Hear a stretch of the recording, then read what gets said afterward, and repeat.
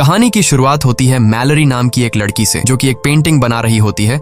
Malory pregnant है और कुछ ही दिन बाद उसका बच्चा पैदा होने वाला है। तभी उसकी बहन जेसिका आती है और मैलरी से कहती है कि तुमने टीवी पर न्यूज देखा है, न्यूज में कुछ अजीब सी खबरें दिखाई जा रही हैं। मैलरी जब न्यूज देखती है तो उसे पता चलता है कि रशिया में एक ऐसी बीमारी फैल गई है जिसमें इंसान अपने दिमाग पर कंट्रोल खो देता है और यह बीमारी उस इन्फेक्टेड इंसान को खुद की जान लेने पर मजबूर कर देती है। रिपोर्टर बताता है कि अब तक पूरी तरह से किसी को भी पता नहीं है कि यह एक बीमारी है या फिर कोई वायरस। बस अचानक किसी चीज को देखकर लोग अपने आप पे कंट्रोल खोकर बेरहमी से अपनी जान ले लेते हैं। न्यूज में बताया जाता है कि यह बीमारी लाखों लोगों में फैल गई है और अब यह बीमारी रशिया से दूसरी कंट्रीज में भी फैल रही है।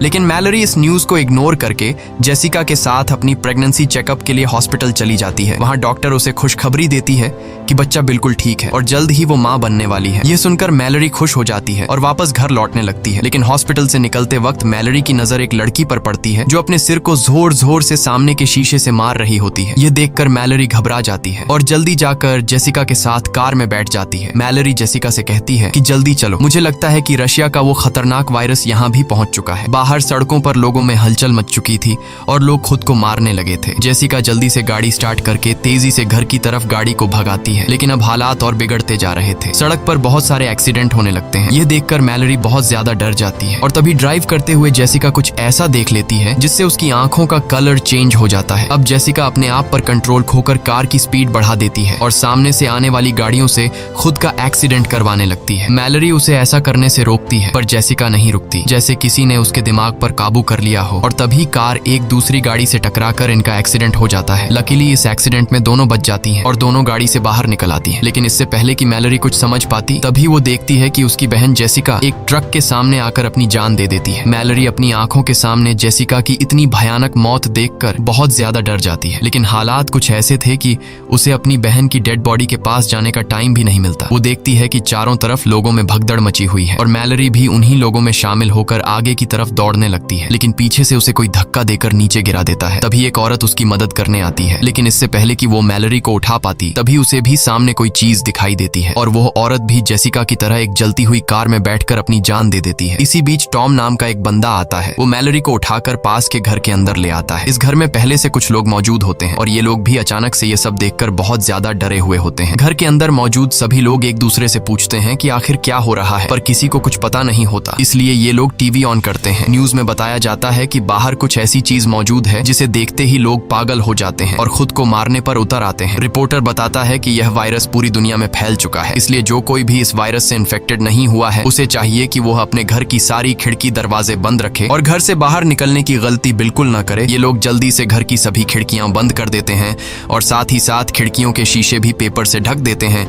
ताकि बाहर मौजूद उस राक्षस की नजर अंदर इन पर न पड़ सके। इसी तरह से 3 दिन बीत जाते हैं, लेकिन अभी तक किसी को समझ नहीं आता कि यह सब क्या हो रहा है। ये सभी लोग घर में परेशान बैठे होते हैं। तभी बाहर से दरवाजे पर नॉक होता है। एक लड़की जो रो रो कर इनसे रिक्वेस्ट करती है कि प्लीज दरवाजा खोलो। टॉम उस लड़की के लिए दरवाजा खोलने जाता है, पर डगलस उसे दरवाजा खोलने से मना करता है क्योंकि उसे डर था कि कहीं यह लड़की इन्फेक्टेड ना हो। लेकिन यहाँ मैलरी डगलस पर बंदूक तान देती है और टॉम को उस लड़की के लिए दरवाजा खोलने को कहती है। टॉम उसके लिए दरवाजा खोल देता है और वो लड़की अंदर आ जाती है। उस लड़की का नाम ओलिम्पिया है और ओलिम्पिया भी प्रेग्नेंट थी। ओलिम्पिया से जब पूछा जाता है कि तुम अपनी आंखों पर पट्टी लगाकर यहाँ तक कैसे पहुंची, तब ओलिम्पिया बताती है कि उसका खाना खत्म हो गया था, इसीलिए वो एक एक करके हर एक घर का दरवाजा नॉक करते हुए यहाँ तक पहुँच गई। यह सुनकर डगलस कहता है कि हम सबका भी भूख से बुरा हाल हो गया है क्योंकि ये लोग भी पिछले 7 दिनों से इसी घर में फंसे हुए हैं। इसलिए ये लोग सोचते हैं कि बाहर से खाना कैसे लाया जाए। हालांकि घर से कुछ ही दूर एक सुपरमार्केट है, लेकिन वहां तक बिना देखे पहुंचना एक बड़ा चैलेंज था। तब इस घर का मालिक कहता है कि घर के बाहर सीसीटीवी कैमरास लगे हुए हैं। अगर हम सीसीटीवी कैमरा के जरिए उन मॉन्स्टर्स का लोकेशन पता लगा लें तो हम उन मॉन्स्टर्स से छिपकर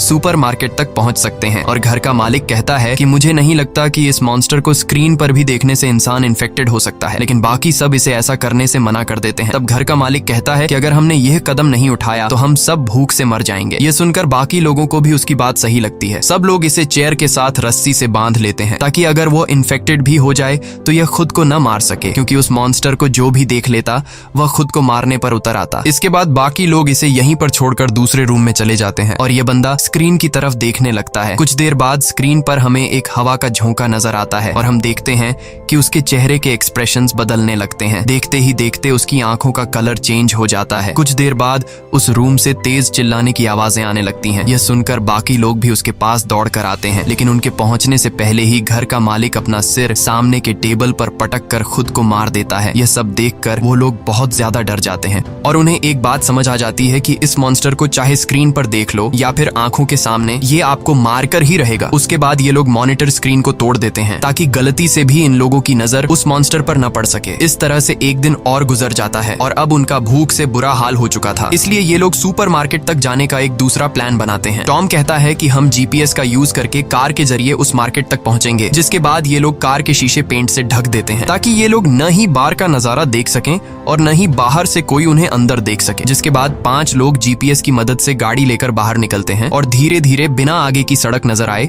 जीपीएस की मदद से आगे बढ़ते हैं। यहाँ हम देखते हैं कि पूरा शहर वीरान हो चुका है। चारों तरफ सड़क लाशों से भरी पड़ी है। कुछ दूर आगे जाने के बाद कार तेजी से वाइब्रेट करने लगती है। कार के सेंसर से पता चलता है कि कार को चारों तरफ से उन मॉन्स्टर्स ने घेर लिया है, लेकिन टॉम हार नहीं मानता और गाड़ी को आगे बढ़ाता है और जैसे तैसे करके ये लोग स्टोर तक पहुंच जाते हैं, जहाँ पर ये लोग अपनी आंखों पर पट्टी बांधकर कार से उतरते हैं और स्टोर के अंदर पहुंच जाते हैं। अंदर आकर ये लोग सबसे पहले खिड़की दरवाजे बंद करते हैं और फिर ये लोग अपनी आंखों से पट्टियां उतार देते हैं। स्टोर में खाने पीने और जरूरत की तमाम चीजें मौजूद थीं, जिसे देखकर वे सभी बहुत खुश होते हैं और हर एक बंदा जितना हो सके उतना राशन इकट्ठा कर लेता है। यहाँ हम मैलरी और टॉम को देखते हैं जो एक दूसरे से बातें कर रहे होते हैं। टॉम एक अच्छा इंसान था और टॉम ने मैलरी की जान भी बचाई थी। उनकी बातों से हमें पता चलता है कि ये एक दूसरे को पसंद करने लगे हैं। इसके बाद ये दोनों भी खुद के लिए जरूरत की चीजें ढूंढने लगते हैं। मैलरी को एक पिंजरे में 3 बर्ड्स मिलते हैं जिन्हें वह अपने साथ रख लेती है और तभी स्टोर का दरवाजा कोई नॉक करता है, लेकिन ये लोग डर के मारे उस आदमी के लिए दरवाजा नहीं खोलते।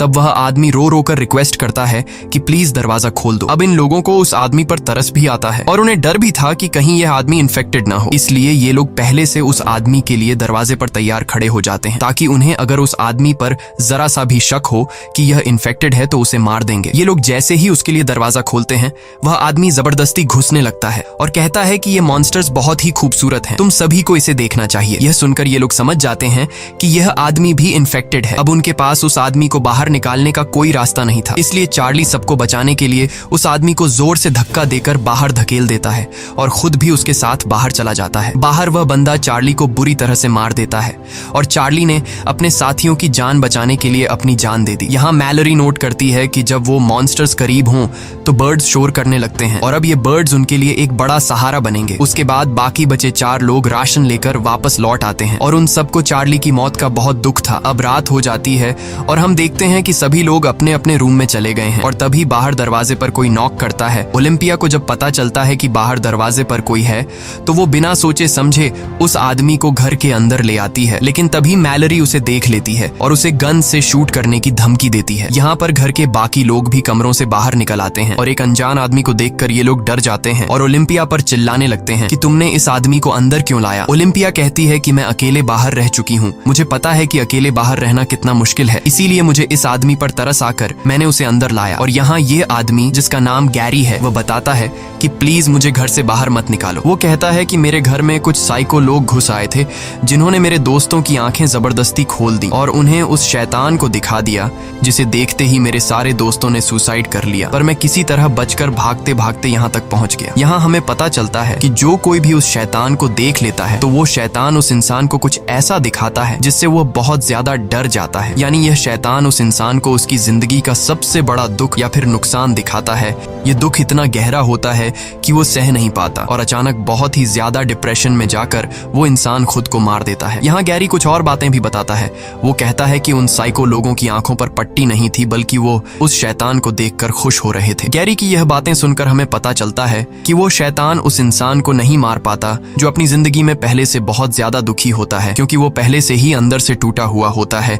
इसलिए वो इंसान जो पहले से अपनी जिंदगी डिप्रेशन में गुजार रहा हो, उस पर शैतान की इस चाल इस्तेमाल का ज्यादा असर नहीं होता, बल्कि शैतान उसे अपना गुलाम बना लेता है ताकि इंसान के रूप में रहते हुए ये लोग और इंसानों का शिकार कर सकें। अब क्या गैरी भी उस शैतान का एक पपेट है या फिर इन्हीं की तरह एक आम इंसान, ये तो हमें आगे पता चलेगा। यहाँ सब लोग गैरी को घर में रहने की इजाजत दे देते हैं, लेकिन डगलस को गैरी पर बिल्कुल भरोसा नहीं होता और वो गुस्से में गन लेकर उसे बाहर निकलने की धमकी देता है। पर तभी पीछे से शर्ला आकर डगलस को सर पर किसी चीज से मारकर बेहोश कर देती है और सब मिलकर डगलस को दूसरे कमरे में बंद कर देते हैं और गैरी सबका शुक्रिया अदा करता है। उसके बाद अगले दिन अचानक मैलरी और ओलिम्पिया दोनों को एक साथ लेबर पेन्स शुरू हो जाते हैं। टॉम और शर्ला उनकी मदद करते हुए दोनों को ऊपर के कमरे में ले जाते हैं, लेकिन गैरी नीचे ही रहता है और उसकी हरकतें भी कुछ अजीब सी होने लगती हैं। वो शैतान की ढेर सारी तस्वीरें निकालकर टेबल पर रख देता है और उसकी आंखें देखकर हमें पता चलता है कि गैरी भी शैतान के कंट्रोल में है। इसी बीच मैलरी और ओलिम्पिया अपने बच्चों को जन्म देती हैं। ओलिम्पिया को एक बेटी होती है और मैलरी को एक बेटा। लेकिन नीचे पिंजरे में बंद पंछी शोर करने लगते हैं, जिसे गैरी तंग होकर पिंजरे को उठाकर फ्रिज में बंद कर देता है और खिड़कियों पर लगे पेपर्स को उतार देता है। तभी डगलस उसकी हरकतें देखकर समझ जाता है कि वो भी शैतान का एक पपेट है, जो शैतान को देखकर मरते नहीं बल्कि शैतान के कहने पर दूसरों की जान लेते हैं। डगलस चिल्लाकर बोलता है कि मैंने कहा था कि इस बंदे को घर से निकाल दो। डगलस की आवाज सुनकर टॉम नीचे आता है, लेकिन तभी गैरी पीछे से आकर टॉम के सिर पर वार करके उसे बेहोश कर देता है। इसके बाद गैरी डगलस से भी छुटकारा पाने के लिए उसकी तरफ बढ़ता है, लेकिन तभी उसके कानों में बच्चों की आवाजें आती हैं। इसलिए वो डगलस को छोड़कर ऊपर ओलिम्पिया और मैलरी के कमरे में जाता है, जहां वो खिड़कियों पर लगे सभी पेपर्स को हटा देता है और जैसे ही ओलिम्पिया बाहर देखती है वो शैतान के वश में आ जाती है। अब मैलरी को समझ आ जाता है कि ओलिम्पिया अब किसी तरह से खुद को मार कर ही रहेगी, इसलिए वो ओलिम्पिया से उसकी बेटी छीन लेती है और तभी ओलिम्पिया खिड़की से कूदकर अपनी जान दे देती है। उसके बाद गैरी शर्ला को पकड़कर जबरदस्ती उसकी आंखें खोल देता है और वो भी इन्फेक्टेड होकर खुद को खत्म कर लेती है। अब गैरी मैलरी की तरफ बढ़ता है, पर उसने चादर से अपने साथ दोनों बच्चों को छिपा रखा होता है, इसलिए अभी तक वो ठीक रहती है। पर गैरी उसे चादर छीनकर बाहर देखने के लिए उकसाने लगता है, लेकिन तभी वहां डगलस बंदूक लेकर पहुंचता है और अपनी आंखें बंद करके गैरी को शूट करने की कोशिश करता है। पर गैरी को पता होता है कि डगलस को नजर नहीं आ रहा, इसलिए वो मौके का फायदा उठाते हुए दौड़कर डगलस को अपने साथ ऊपर के फ्लोर से नीचे ग्राउंड फ्लोर पर गिरा देता है। गैरी डगलस को सीजर से मार देता है, ये कहते हुए कि तुम उस शैतान की खूबसूरती को नहीं देख पाओगे। इसी बीच टॉम को होश आता है और किसी तरह शॉट गन उठाकर गैरी को मारकर खत्म कर देता है। उसके बाद टॉम ऊपर जाकर मैलरी और बच्चों को शांत करता है। अब सिर्फ टॉम, मैलरी और 2 बच्चे जिंदा बचे थे। इसके बाद 5 साल के बाद का सीन दिखाया जाता है, जहां मैलरी और टॉम अब रिलेशनशिप में हैं और बच्चे भी बड़े हो चुके हैं, लेकिन खतरा अभी तक टला नहीं। बाहर अभी भी शैतान के कंट्रोल में लोग घूम रहे थे और वो नॉर्मल इंसानों को पकड़कर मार डालते थे। ये लोग पिछले 5 सालों से इसी तरह से चुपचाप जिंदगी गुजार रहे हैं। मैलरी ने बच्चों को इस मुश्किल स्थिति में सरवाइव करने के सभी तरीके सिखा दिए थे। यहाँ आप लोगों को भी पता चल चुका होगा कि जो लड़का है वो मैलरी का अपना बेटा है, लेकिन ये लड़की मैलरी की बेटी नहीं, बल्कि ये लड़की ओलिम्पिया की बेटी है, जो मरने से पहले ओलिम्पिया ने मैलरी के हवाले कर दी थी। एक दिन रेडियो से आवाज आती है जिसमें रिक नाम का एक आदमी बताता है कि हम जहाँ पर हैं ये जगह पूरी तरह से सेफ है। यहाँ पर हमारी एक कॉलोनी है, इस कॉलोनी में खाने पीने और जरूरत की तमाम फैसिलिटीज मौजूद हैं। वो आदमी बताता है कि अगर तुम लोग यहाँ आना चाहते हो तो नदी के बहाव के साथ आओ। जब नदी का बहाव सबसे तेज होगा तो वहीं पास के जंगल के बीच हमारी कॉलोनी मिल जाएगी। वहाँ बहुत सारे बर्ड्स हैं जिनकी आवाज सुनकर तुम हमें ढूंढ सकते हो, और हाँ, नदी के बहाव के साथ यहाँ आने में तुम्हें 2 दिन लगेंगे। टॉम उस आदमी पर भरोसा करके वहाँ जाना चाहता था, पर मैलरी वहाँ जाने से मना करती है। वो कहती है शायद ऐसा भी हो सकता है कि वो इंसान इन्फेक्टेड हो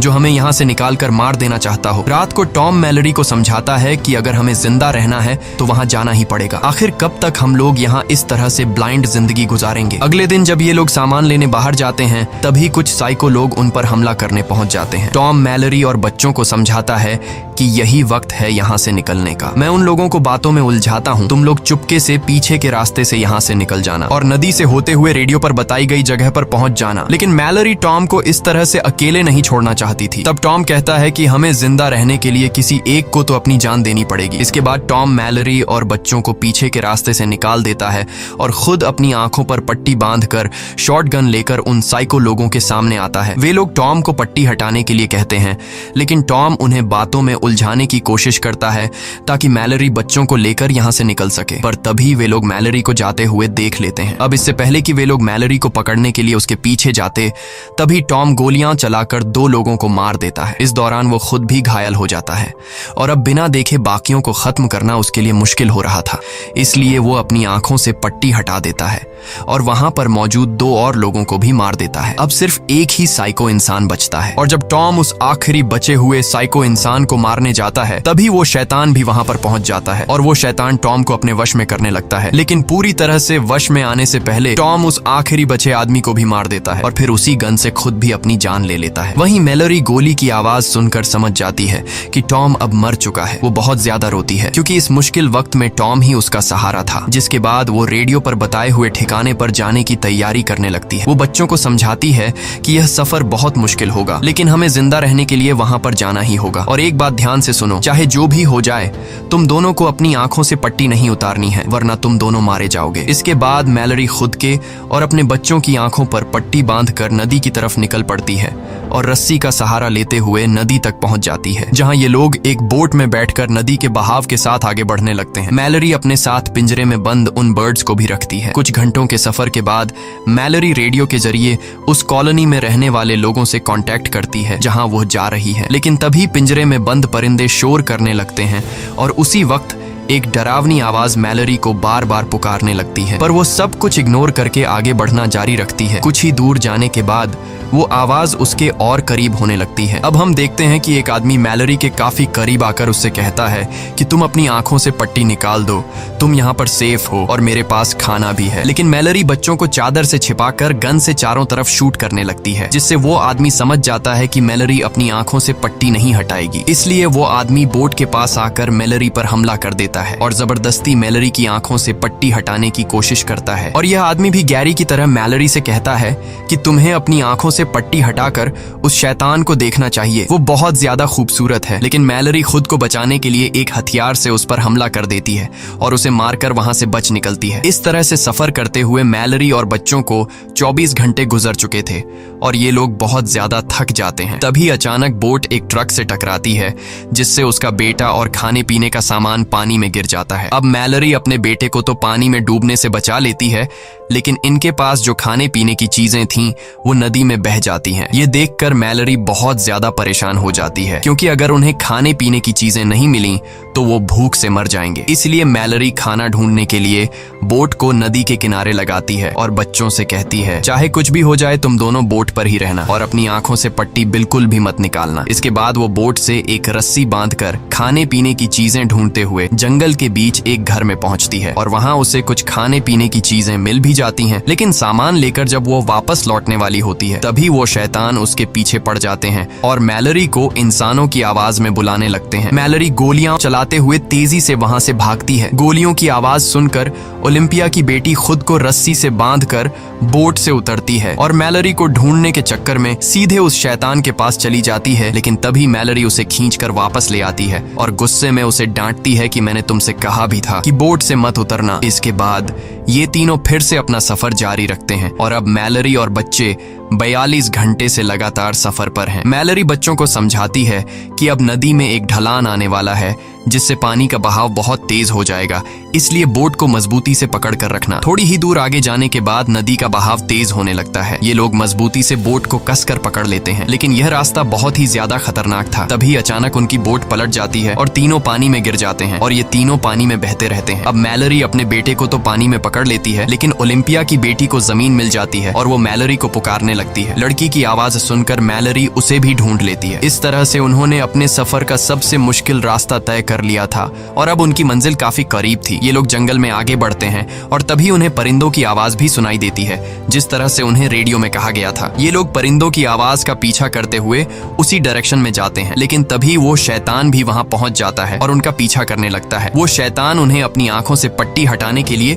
बहकाने की कोशिश करता है, लेकिन मैलरी बच्चों से कहती है कि आवाज पर ध्यान मत दो और आगे बढ़ते रहो। आगे बढ़ते दौरान अचानक मैलरी नीचे गड्ढे में गिर जाती है और बेहोश हो जाती है। बच्चे भी परेशान हो जाते हैं कि मैलरी कहाँ गई। वे लोग मैलरी को यहाँ वहाँ ढूंढने लगते हैं और मौके का फायदा उठाते हुए वो शैतान मैलरी की आवाज में बच्चों से पट्टी उतारने को कहता है। ना समझ बच्चे शैतान को मैलरी समझकर अपनी आंखों से पट्टी उतारने लगते हैं, पर तभी सही समय पर मैलरी होश में आ जाती है और जोर से चिल्लाकर बच्चों को पट्टी उतारने से रोक लेती है और उनकी आवाज को फॉलो करते हुए बच्चों के पास आ जाती है। इसके बाद मैलरी उन्हें लेकर बर्ड्स की आवाज सुनते हुए भागना शुरू करती है, क्योंकि इस बीच वो शैतान बिल्कुल उनके पीछे पड़ा हुआ था और हर एक संभव कोशिश करके इन लोगों को कॉलोनी में एंटर होने से रोकने की कोशिश कर रहा था। पर ये लोग शैतान को इग्नोर करके फाइनली उस जगह तक पहुंच जाते हैं और मैलरी जल्दी दरवाजा खोलने के लिए इन लोगों से रिक्वेस्ट करती है। वो लोग उन्हें अंदर ले आते हैं और सबसे पहले उनकी आंखें चेक करके कंफर्म किया जाता है कि वह इन्फेक्टेड हैं या नहीं। जब उन्हें पता चलता है कि ये तीनों इन्फेक्टेड नहीं हैं,